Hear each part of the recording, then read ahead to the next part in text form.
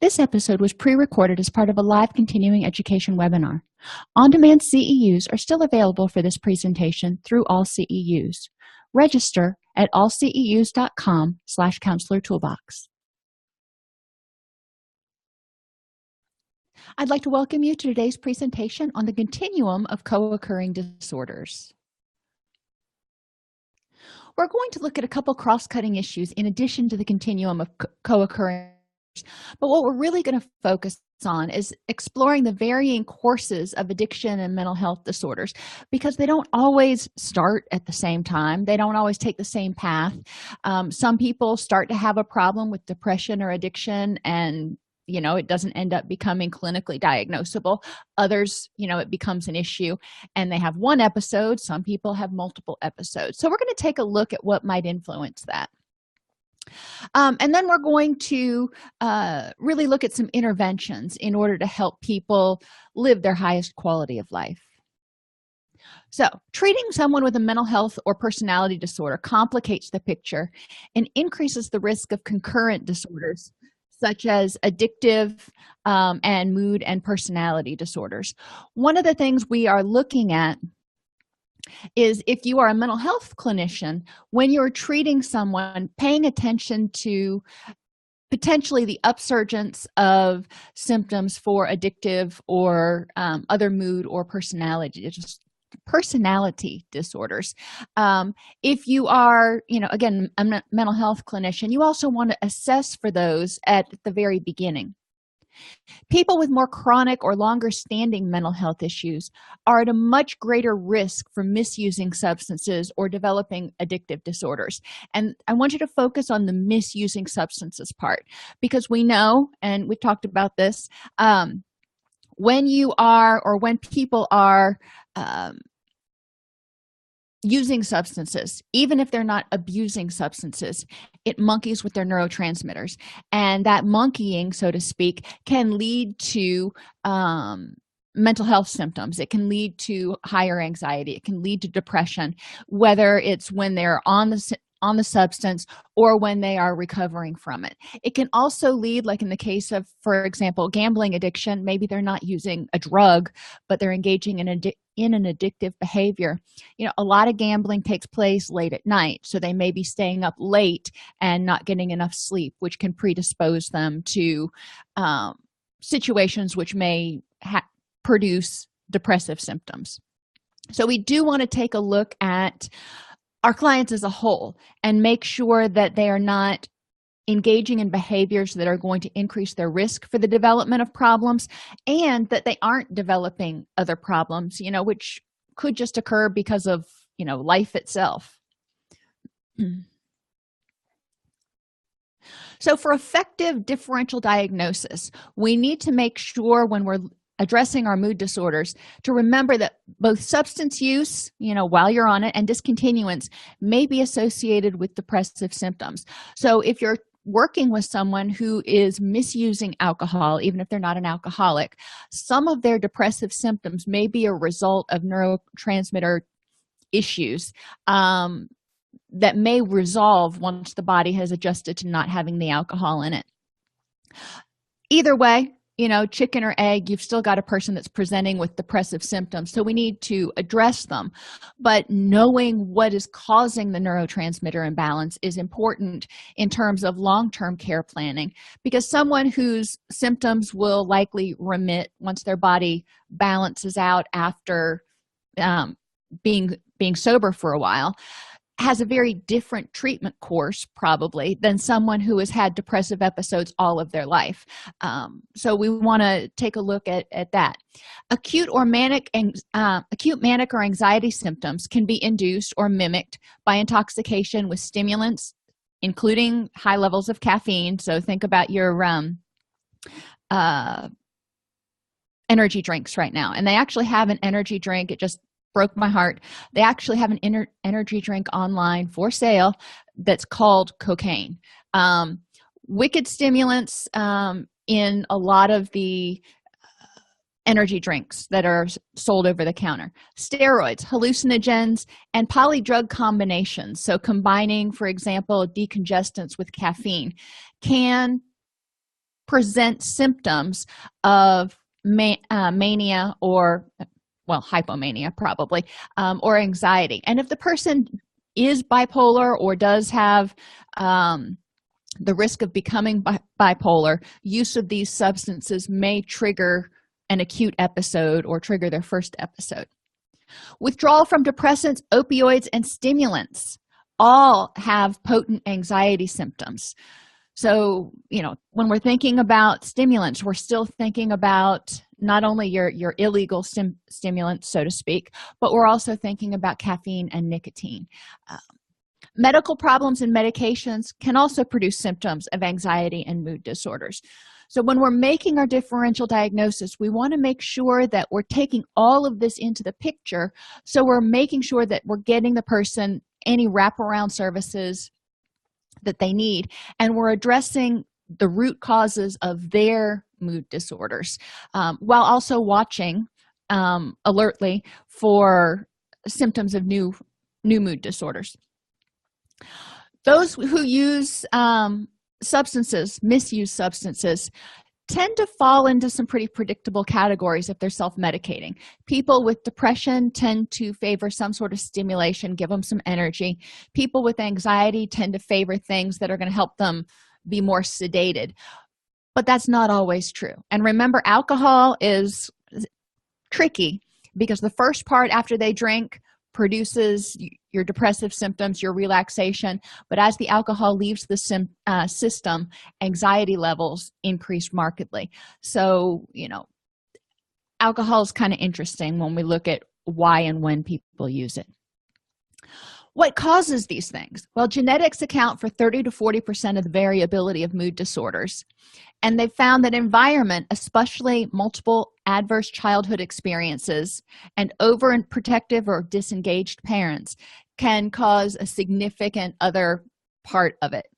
Now, they include temperamental, the neuroticism dimension of personality as part of genetics, but people who are high in the dimension of neuroticism, when we talk about the big 5 personality traits, tend to be at a much greater risk for the development of mood disorders. So when we're doing our assessment, we want to ask about adverse childhood experiences and how the person perceived those, because I went through the adverse childhood experience survey, and I'm thinking to myself, some of these things are just commonplace anymore, and not everybody who comes from a family where there was a divorce or domestic violence or whatever necessarily has a negative outcome. Some children are able to accommodate to it and work through it, because they had other social supports or whatever the case may be. But we want to ask the person, what did this event mean to you? We want to investigate the parenting style. If the parents were enmeshed and oppressive, that's going to create certain characteristics and certain kind of flashback. And if the parents were disengaged, it may create more anxiety and more difficulty developing secure attachments. But temperamentally, we're going to look at neuroticism, and these are people who tend to be moody and experience more often than the average person anxiety, worry, fear, anger, frustration, envy, jealousy, guilt, depressed mood, and loneliness. So pretty much your dysphoric emotions. So they tend to be more unhappy more of the time. They tend to respond worse to stressors and are more likely to interpret ordinary situations as threatening and minor frustrations as hopelessly difficult. So this is really important when we are thinking about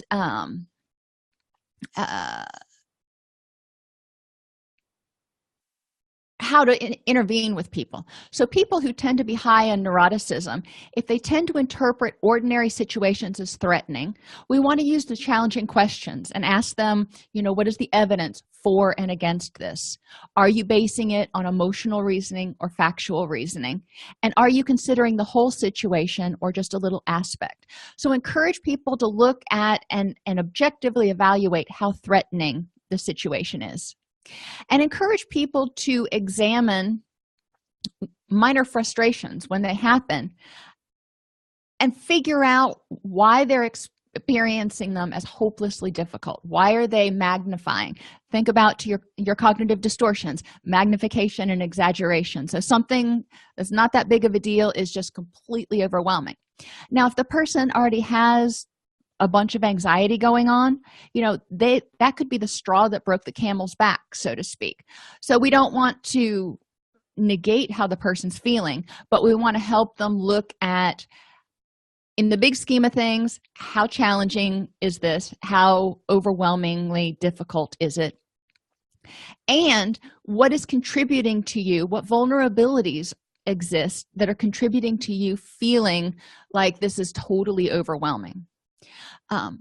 Interestingly, people who are high in neuroticism tend to be more self-conscious and shy. So they're more withdrawn and have trouble controlling urges and delaying gratification. These are things we want to remember, but we also want to remember that each individual is different. So we want to help people address their presenting issues, which could make them more vulnerable to depression and anxiety. Other things that we want to consider when we're diagnosing and to remember is that sometimes depression is situational. And, that would fall more in the adjustment disorder because, their house burned down, or they just went through a hurricane or something, and it was exhausting and overwhelming, and they can't see the forest for the trees right now. Other times it's episodic and there's no easily identifiable trigger. We can't say there's a grief issue there, or there was a natural disaster. Something happens and people have these episodes of depression or anxiety.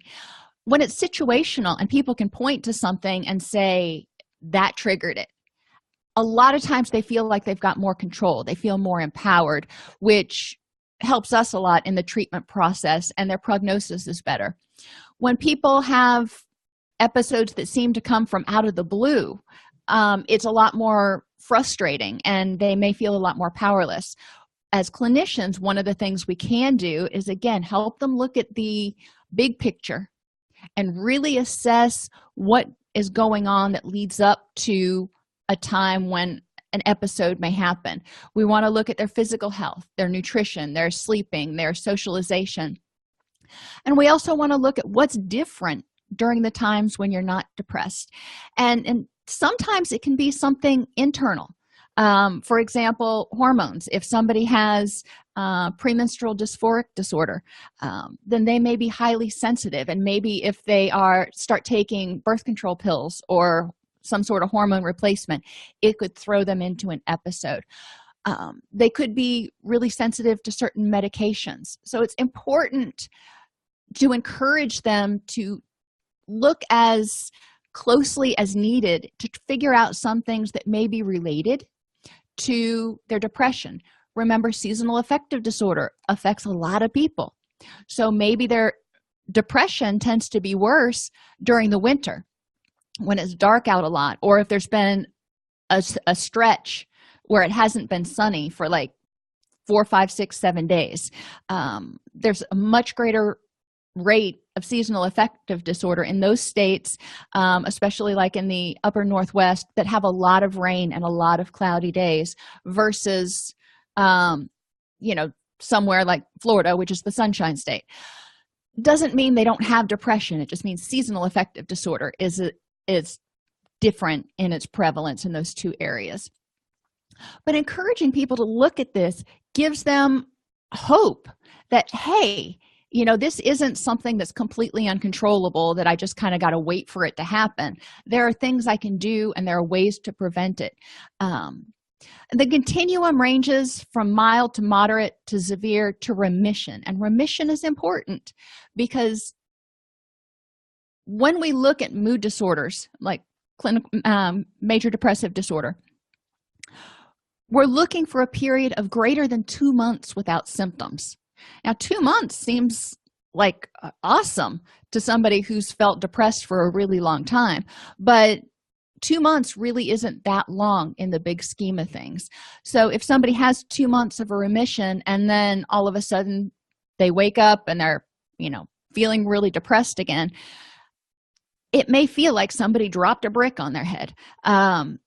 So we want to recognize that, and recognize that people who tend to have longer lasting episodes or more frequent episodes of mood disorders or addiction tend to have more issues with depression and frustration and a sense of hopelessness and helplessness. So anything we can do to empower these clients to reduce the frequency or intensity of their episodes will help a lot. And that's another thing I point out to some of my clients is, when you have an episode, yes, you're having another one right now and it sucks, no doubt. However, on a scale of 1 to 5, 1 being really mild, 5 being really severe, where is your continuum, or where is your symptoms right now? And I want to look for a reduction in intensity. I really want to see them being able to catch it earlier, noticing when they start to get depressed earlier so they can intervene earlier. Most of the time, people don't just go from being happy as a clam to clinically depressed literally overnight. So there's a little bit of wiggle room in there, a little bit of time where we can say, whoa, something bad's fixing to happen. Median age of onset is 13 for social anxiety. Now, this isn't surprising. This is the beginning of high school. So it's not surprising that a lot of adolescents experience some episodes of social anxiety. Median age of 30 for generalized anxiety disorder.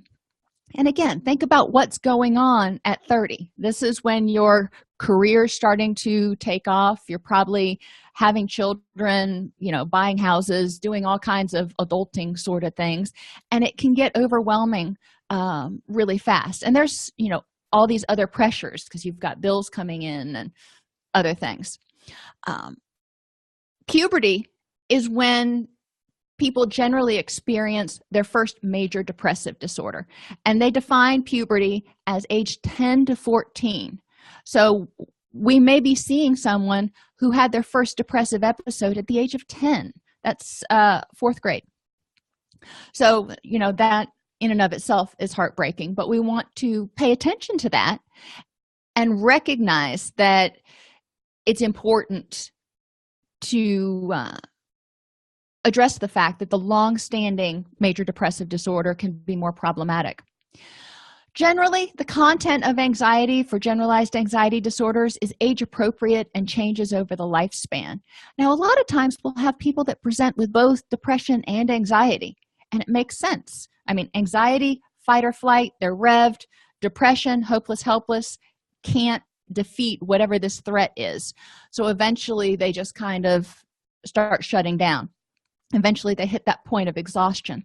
So it makes sense that someone who has generalized anxiety disorder may have concurrent episodes of major depression, and we want to assess for that. Again, what's causing the depression? Is it anxiety and being too revved, or is it hypothyroid, or what's going on? Because we need to figure out where the break in the system is in order to help them really address it long term. Depression diagnosis requires 5 out of 9 of the symptoms, which, if you've ever done the math, results in 126 possible presentations. So, and I point this out to clients so they understand that what works for Tom, Jane, and Mary is probably going to be different for each one of them, because everybody often presents differently with their depression. What agitation looks like for you may be different than what it looks like for Tom. Or maybe Tom doesn't have any problems with his eating when he's depressed, or his sleeping for that matter, but he does have a lot of guilt symptoms and lack of pleasure. And so we don't want people to think that depression looks the same for everybody. In major depressive disorder, the first episode presentation is quite variable. Some people, when they have their first episode, they never achieve remission of more than 2 months. And just sit with that for a second. This is major depressive episode, not recurrent depressive disorder, or dysthymia, what we used to call it. That's pretty intense to never achieve a remission of 2 or more months. Other people may have the first episode, it lasts a couple of weeks, and they may go years between episodes or never have another episode. So it's important to pay attention to what's going on there. Oh, another thing that triggers depression, I mentioned hormones earlier. When a woman gives birth, hormones go through this, skyrocket changey thing. But when they quit breastfeeding, so if they never breastfeed, then it's not an issue. But if they nurse for any period of time, then when they quit breastfeeding, they're also going to go through another hormone roller coaster for a little while. So people who are prone to postpartum depression may experience it, bimodally at least. And think about postpartum depression. What else goes on when you've got a new baby at home? You're not sleeping, you're not eating, and you're pretty lucky if you get a shower every other day sometimes. So we want to take all this into consideration and normalize it for people to help them understand why they're feeling the way they are. Recovery for most people with mood disorders begins within 3 months of onset for 2 out of 5, and within 1 year for 4 out of 5. So thinking about the clients we have, for not quite half, they should really start feeling significantly better in about 3 months. So people who are expecting to feel better in 2-3 weeks are setting themselves up for frustration. So I want people to realize, let's give it 3 months. Let's look at what's going on. Even if they're just taking an antidepressant, it takes a good 6 weeks for that medication to get into their system. So people need to recognize that it's going to take some patience. And within 1 year for the 4 out of 5. So you still have 20% of people there. 1 out of, what is that? 1 out of every 5? Yeah, duh. 1 out of every 5. Can't even do math today.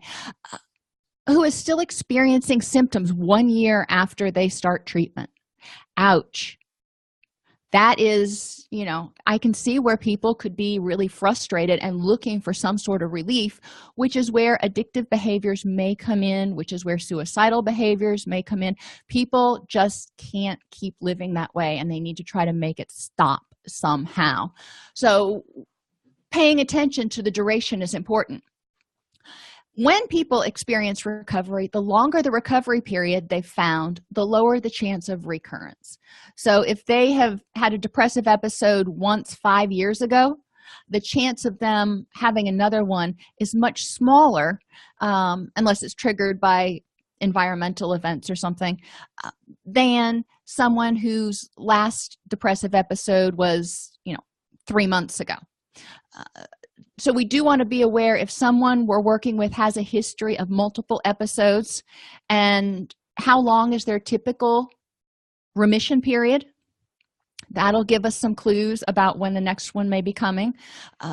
And if another one's coming in the near future, we can start helping people prepare for it. Early onset of persistent depressive disorder, which is what we used to call dysthymia, is correlated with a higher incidence of developing personality and addictive disorders, according to the DSM-5. So if you remember back to Diagnosis 101, at least that I went through back with the DSM-3 TR, whoops, we used to think that personality disorders were largely genetically based and started presenting themselves in early adolescence at the latest. Now we're saying, personality disorders can develop later on, and early onset of persistent depressive disorder is correlated with the development of that during even late adolescence and early adulthood. Those with chronic episodes or long-standing symptoms have higher risks of developing concurrent mental health and addictive disorders. The general course for mood disorders: people start having mood symptoms. They may start having social problems due to their mood symptoms. They're irritable and cranky and no fun to be around. They're fatigued all the time, and they start, not wanting to hang out with people, not wanting to go do things. They start experiencing depression, anxiety, and even grief about their mood symptoms. They may feel a sense of loss because they're not able to do what they used to do because they just don't have the energy, or it hurts too much. They start experiencing sleep disruption and exhaustion when they're that tired all the time. A lot of times they're sleeping more but not sleeping well. So you start seeing a disruption of the circadian rhythms, which leads to greater exhaustion and more reduced involvement in important activities such as work, family, and even recreation. So the things that are important in their life, they just don't have the energy to do. They don't have the desire to do. They don't have the motivation to do. They start withdrawing from social relationships, and they have an increase in mood symptoms because if it was because of depression, they start getting depressed and feeling hopeless and helpless to address the depression. Same thing with anxiety. So we see that it's this negative downward circle that can happen. The good thing is, as clinicians, we can intervene anywhere along that way. Increase social support from, like others. And, this can be online social support if the person can't get to support group meetings or just doesn't have the energy to right now. We can help them address their irritability and develop distress tolerance techniques, really look at what that irritability is about. We can help them address their grief about their loss of functioning right now and their frustration over being depressed and anxious. Help them look at that, figure out, acknowledge that they feel it. We're not going to unfeel it. That's how you feel right now. But what can you do to improve the next moment? How can you start moving towards those things that are most important to you? We can educate them about good sleep patterns and sleep hygiene practices, including having plenty of bright light around until it's time to go to sleep. And then when it's time to start winding down, having a sleep routine to help them get their circadian rhythms back in rhythm. With some of this, they should start getting back more energy, and we can encourage them to make an effort, make a goal, make a plan to start getting a little bit more involved in the things that are important to them again. And, maybe one a week. We're not talking something every day. That's too much to start out with. So we want to make sure they set reasonable goals and encourage them to identify those social relationships that are helpful. And what can you do in those relationships? What kinds of activities can you do that aren't overwhelming right now? Maybe going out to a club or going out to dinner because you have to get all gussied up and stuff. That's too much. But maybe your friend could come over and you could make dinner together or just watch a movie. So there's still social connection without all of the pressure and extra energy expended getting ready and going out and doing things. On the other hand, if the person you're working with is an extrovert, they may benefit and draw energy from getting out and being around other people. Even if it's just going to a movie theater, they may get some energy from being outside. So asking people, what helps and what helps you feel better, and start integrating those things. Recovery begins when there's a desire for help and hope that recovery is possible. If people don't think it's going to work, then recovery is probably not going to happen very quickly, if at all, because they're going to yes but everything. And that's how you know when somebody hasn't bought into the program. If every time you suggest something, there's a yes but. So there's no rapport. They're not really feeling the sense of connection and hope that this could work. They begin proper self-care, including medical and psychiatric as needed. We always want to refer people for a full medical workup, including blood work and hormone checks, to rule out some of the physiological causes of anxiety and depression. Appreciation of possibilities. So once people go and get a medical workup, get a clean bill of health, or start addressing those issues, if they go to a psychiatrist to get on antidepressants or anti-anxiety, maybe not. Remember, psychotropics only work for about 40% of people. But sometimes the placebo effect works with a significant portion of the rest of the people, and it can help give them a little bit of hope that things are going to start going in the right direction. It's a personal choice whether they want to get on meds, but they start getting some momentum. They start feeling like, okay, we're making some progress, at least ruling out what it isn't. Then we encourage them to start appreciating the possibilities of recovery. Let's get excited about where we're going. What does happiness or recovery look like for you? And that's a 10. And I really want to know what is going to be going on in their life. What's going to be different? What's going to be the same? What are you excited about when you're not depressed anymore?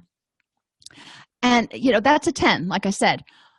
Then I want to ask them, you're at a 1 right now. What do you need to do to move to a 2? What does a 2 look like? So we're going to take baby steps along the way, but this gives them a goal they can accomplish this week. This gives them something they can start working on this week.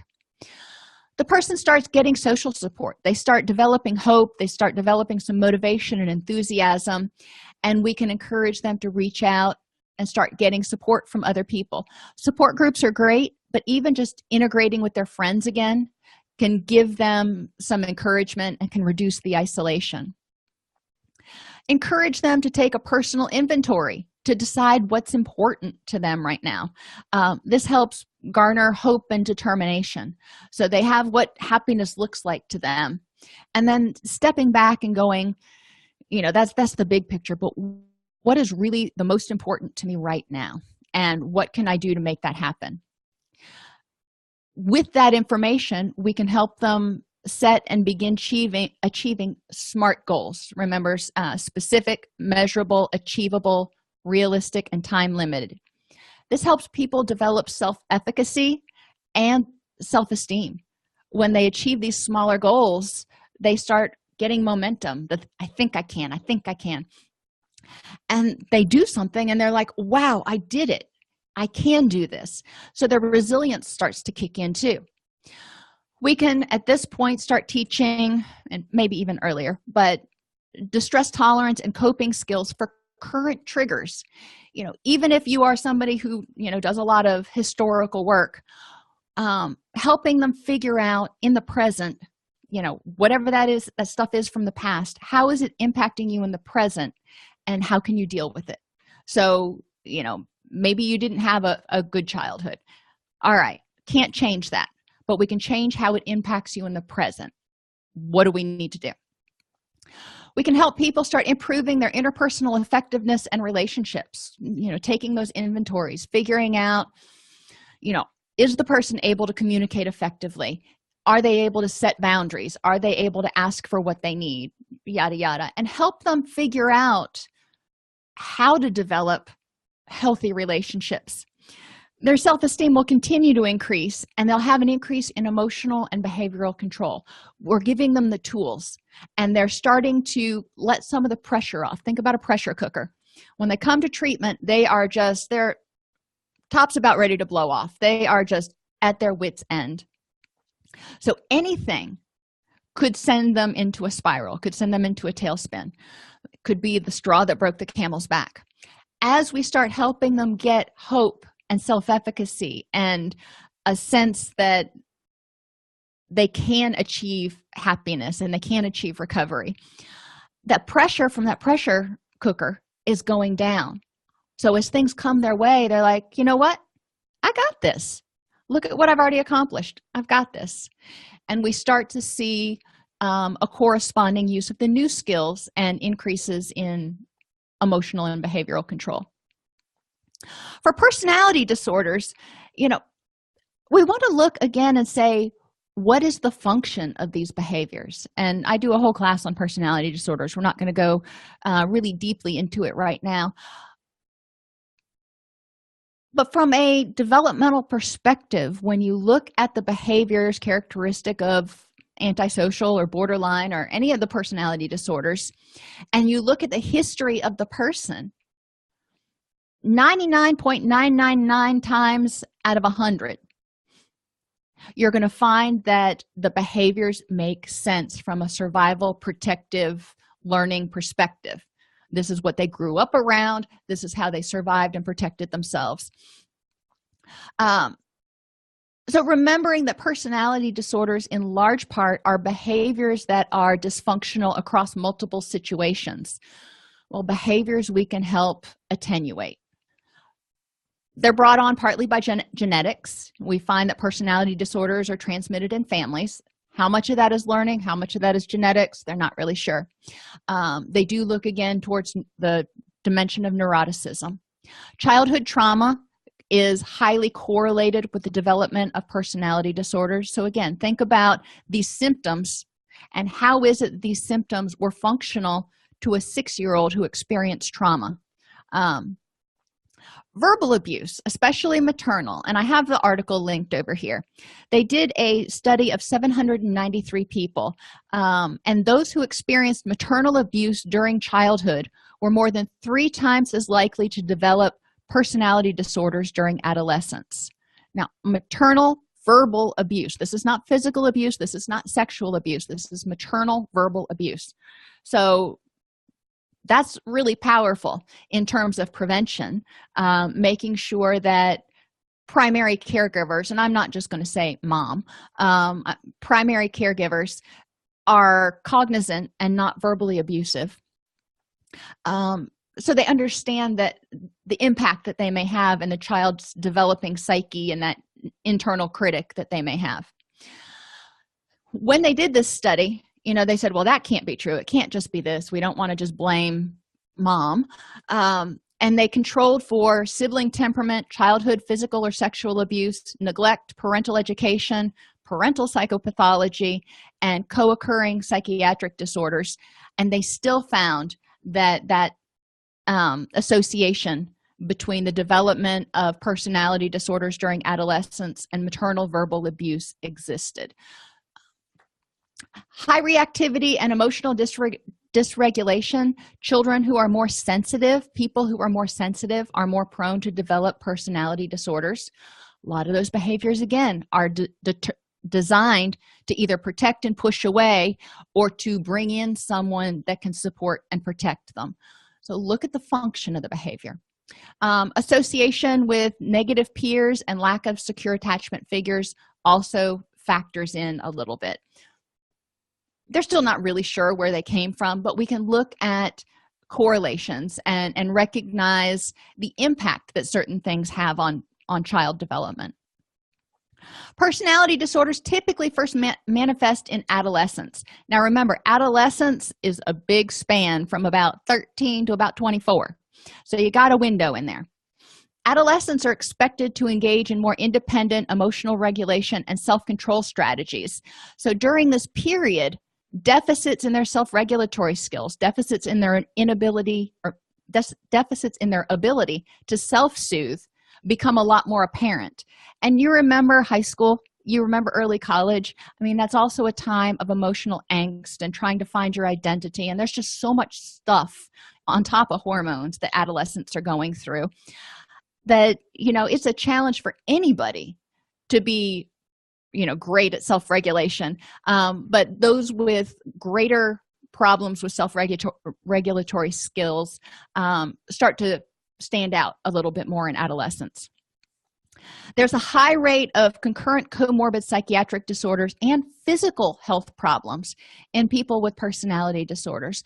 So looking for that, we want to rule out any physiological causes of some of their symptoms. And we also want to pay attention to the fact that they may have borderline personality disorder or whatever, but they may also have an eating disorder and depression and, so we don't use the 5-axis diagnosis anymore, but making sure to recognize that a lot of times there's multiple diagnoses and issues that we need to deal with. And just like depression, BPD requires 5 out of 9 symptoms, which results in 126 different possible presentations. So yeah, it's part art and part science to do diagnosis, especially once you start looking at differential diagnosis and is this better explained by. People with personality disorders may use drugs in a variety of ways and settings. At the beginning of a crisis episode, a client with a personality disorder might use in an attempt to, quell the growing sense of tension or loss of control.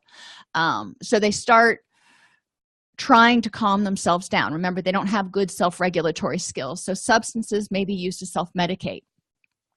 However, they often use substances in idiosyncratic and unpredictable patterns. So when you might expect them to use something that would help calm them down, they might use a stimulant. When you wouldn't expect them to use, they may use just to get the rush, the excitement. For that reason, polydrug use and polyaddiction, so addiction to gambling, addiction to sex, addiction to other things, is also common. Individuals with personality disorders are very skilled at doctor shopping for medications that they favor, especially, benzos and opiates. It's important to pay attention to that from a clinical standpoint. If we see a client that is presenting on these medications, to be cognizant that they may also be abusing other substances. Now, addictive disorders. We've looked at mood, we've looked at personality, now we're moving on to addictions. Addictive disorders are strongly correlated with the presence of mood disorders. It's sort of that chicken egg thing, like I said earlier. Once you start flooding the brain with dopamine and whatever other neurotransmitters are being triggered with your particular addictive behavior, things start getting out of whack. So people start experiencing more depression and anxiety. The development of mood disorders may begin because of these neurochemical effects. They can also begin because of the physical effects of the substance, leading to problems maintaining blood sugar, exhaustion, fatigue. It can also, using substances can have social and environmental effects, family backing away, arguments, chaos, tension within the family, which can prompt the development of anxiety and mood disorders. And employment and financial problems as the result of use can also trigger anxiety and depression. Addictive disorders are also strongly correlated with relapse or lack of treatment effectiveness for mood disorders. So if someone comes in with an addiction, but they're not presently symptomatic for a mood disorder, which is rare, but if it happens, it's more likely that mood disorder, you'll have another episode. Most of the time, by the time people come to treatment for their addiction, their mood disorder has already relapsed. They've already started feeling depressed again, and tried to self-medicate, and it's just not working. So they're finally there to try the last thing that they can think of to make the pain stop, which is treatment.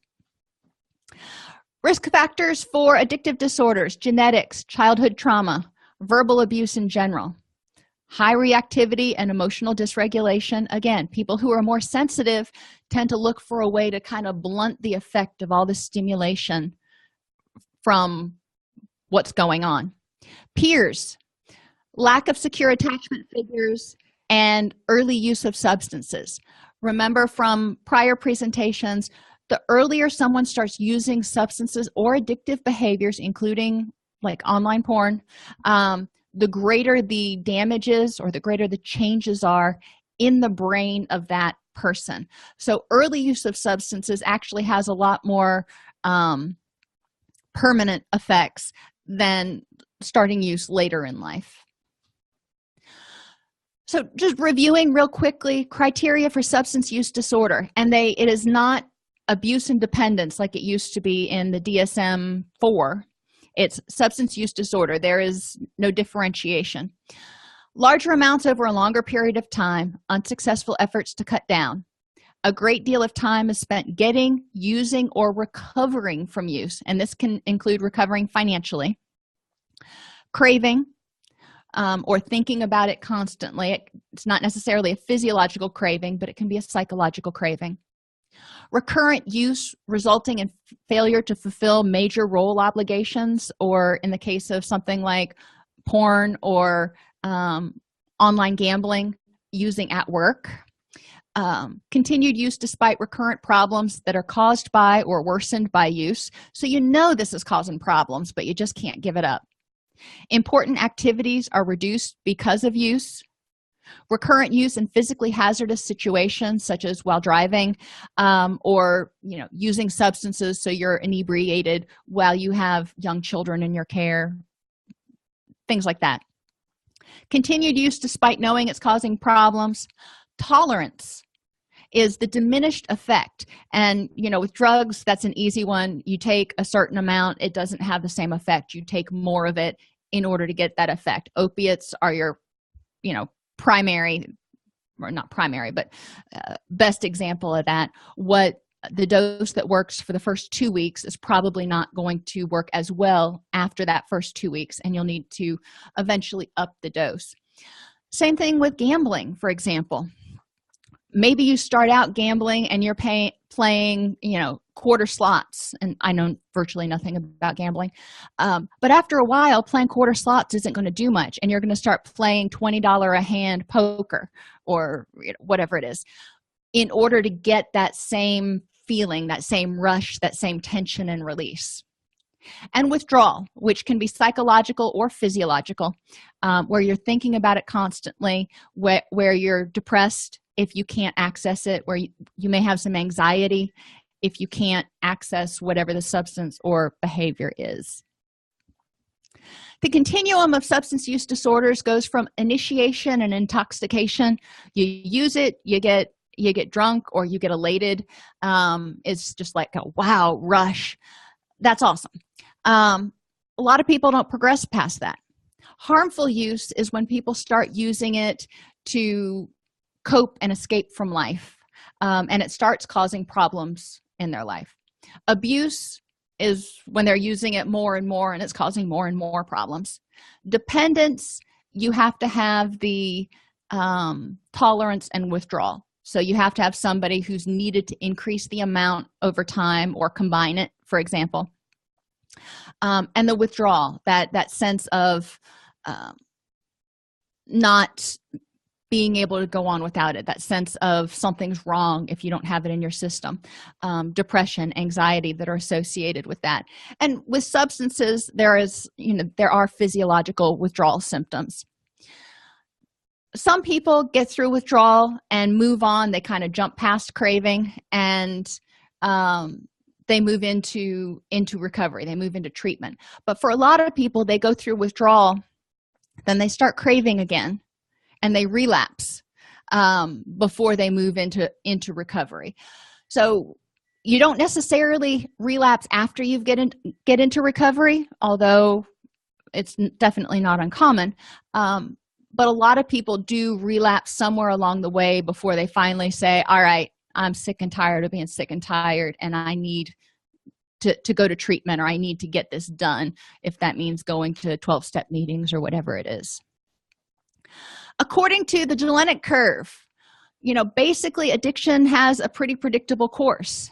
Occasional use and involvement, followed by frequent use for relief or pleasure, increases in tolerance, superstitious use or involvement. So if I have to have a drink in order to be able to function at this situation, or convincing yourself different reasons why you have to engage in it. Increasing physical or psychological dependence, feelings of guilt about use and about what you're not doing because of your use. Decreases of ability to stop when others do or would. Promises to stop or change fail. So, people are starting to notice that there's a problem, and you keep saying, yeah, I got it under control, and then you're back at it again. Reduce self-esteem because, you want to do the next right thing, but this addiction keeps calling you back. Avoid family and friends. Start developing unreasonable resentments, blaming people for everything they do, blaming them for not understanding, whatever. Guilt and shame increase. Job loss, neglect of health, physical deterioration, impaired thinking, increased mood and personality issues, and then ends with obsession with use and involvement. The person is just using. As soon as they start to detox from it, they use again, because their brain and body are dependent on it at this point. And the rest of their life is pretty much a shambles. So they don't want to pull their head out of out of the ground and look around at what's going on, because that's just too much to handle. Recovery, again, follows a very similar pattern. Honest desire for help, hope that recovery is possible. No wrong door means that wherever they enter the system, we can provide hope. If it's at the doctor's office, the doctor can do a brief intervention and get them referred for treatment. If they present at a counselor's office, we can do an assessment and refer them for medical treatment as needed and wraparound services. If they present at their caseworker for social services office, they will get assessed, and people will be able to lay out for them the resources that are available so they can see that recovery is possible and the resources are there. They begin proper self-care, start appreciating the possibilities, what recovery could look like, what life could be like, start getting social support, takes that personal inventory to decide what's important and where do I need to go from here, what's the next step to improve the next moment, develops alternate distress tolerance and coping skills for current triggers. So we need to be able to, deal with not only the cravings and the withdrawal and all that, but life. Begin setting SMART goals and achieving them, which leads to increases in self-esteem and increases in emotional and behavioral control. Through all of this, the desire to escape starts to go away, and they start going, this whole recovery lifestyle, there's something to it. I'm liking it. And employment and finances start to stabilize.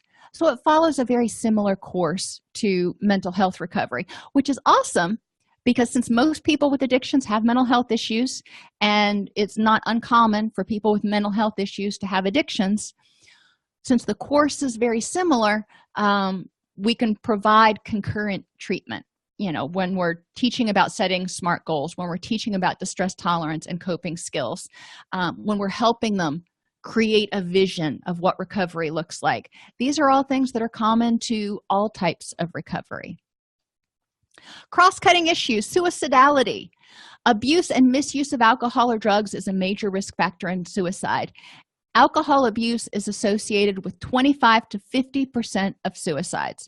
So if we have a client who is seeing us for depression and we know that they're drinking, especially if they're drinking heavily, not necessarily an alcoholic, not necessarily abuse, but they're drinking a lot, they're self-medicating a little bit, even worse, they're drinking and taking antidepressants, we need to be very cognizant of the fact that they are at a much greater suicide risk.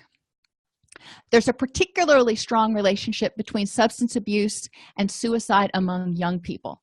So it's not uncommon for youth to drink at parties and things, but if we do hear about them using substances, your patient divulges that to you, we need to be aware that they, again, are at an increased risk of suicide, especially if they have access to substances, when at home, when mom and dad aren't there or whatever, when they might be more prone to commit suicide, which they probably are a lot less likely to do at a party or something.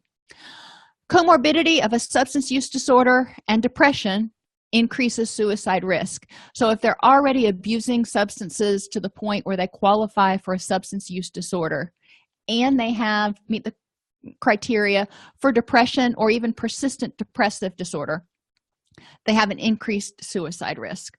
So paying attention, and it's not just alcohol, it's any substance. If they're using it in a way that's monkeying with their neurotransmitters, it increases their risk of suicide. Nicotine dependence is the other cross-cutting issue, because people who have mental health issues but no other addictions may be addicted to nicotine, and people who have addictions often are addicted to nicotine. There are 6 FDA-approved treatments for tobacco dependence, bupropion, and then 5 different nicotine replacement treatments. They found these to be quite effective. Nicotine treatment medications are effective even without counseling, but adding psychosocial treatments enhances outcomes by at least 50%. So even if somebody is not willing to do the tobacco cessation program or whatever, they can still go to their doctor, get on medication for it and have a good chance of being able to stop smoking or dipping or whatever it is. Specific coping skills should be addressed to help smokers cope with cravings associated with smoking cues. And smoking cues, like we've talked about before, can be time of day, it can be a place, it can be a person, it can be a smell. So we need to help them develop distress tolerance skills. For a lot of smokers too, it's not having anything to do with their hands. They're so used to having a cigarette in their hands. So if they can find something to do, whether it's playing a game of some sort on their mobile device or crocheting or writing or something to keep their hands busy, will help. I know a lot of people will turn to eating, and it does keep your hands busy, but then you have the other problems of additional weight gain and things. When clients with serious mental illnesses attempt to quit smoking, and this is major depressive disorder, the whole gamut, if a diagnosable mental illness, not just schizophrenia or something, we want to watch for changes in mental status and exacerbation of mood disorders. Is their depression getting worse? Is their anxiety getting worse? And I tend to tell patients ahead of time that this may happen, and if it does, let me know, let your doctor know, and we can help you through it. We want to look for medication side effects and interactions. If they're taking any of the nicotine replacement treatments or bupropion, there are side effects which may be unpleasant and may be unacceptable, which unacceptable side effects are those side effects that would make a person discontinue treatment or be non-compliant. We also want to look for medication interactions. If they're taking these medications, it may interact with other medications or herbs that they take and cause mood symptoms, increases in anxiety, racing heart, things like that. And there's also potentially a need to lower some psychiatric medication dosages due to the tobacco smoke interaction. When the person's not smoking anymore, they may not need as much of the medication. So most of the psychiatrists should be aware of this, but we do want to make sure that clients can advocate for themselves. Addictions and mental health issues follow a similar course. Recovery requires the desire to change and hope that change will occur, remembering that people may go through multiple episodes, and what we want to look at for each person is what's different when you're not symptomatic and how can we enhance that, and leading up to each episode, what triggers it. And look broadly, not just at what mood things or what stressors were there, but were you taking care of yourself? Were you exercising? Was it a seasonal change so there wasn't as much sunlight? Did you change jobs? What happened? Mental health clinicians need to be alert to misuse of substances or problematic engagement in addictive type behaviors such as online gambling or internet porn, and exacerbation of mood disorders due to use or withdrawal, even during treatment. So if someone, maybe they have been using alcohol kind of heavily, but they don't qualify for a substance use disorder, but they decide to quit drinking, they may have a substantial increase in anxiety. If they've been drinking a lot where they've developed a tolerance, detox from benzodiazepines and alcohol can both be life-threatening. So we want to make sure that people realize, if they're actually alcoholic, if they've been drinking that much where they've developed alcohol dependence, they need to be medically supervised during withdrawal. But for the rest of the people that are just drinking kind of heavily, helping them realize that their mood issues may get worse before they get better while their neurotransmitters stabilize. Addiction clinicians need to be alert to changes in mental health. If people start developing mood symptoms or mental health symptoms, we need to be able to either treat them or refer. And the potential for addiction relapse with mental health relapse.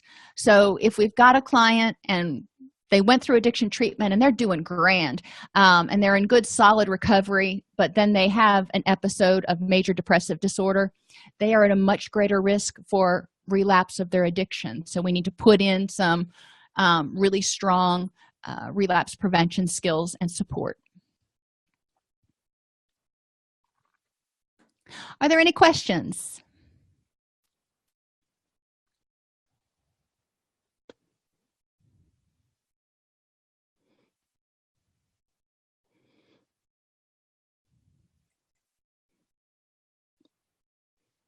Okay, well, I will see you tomorrow.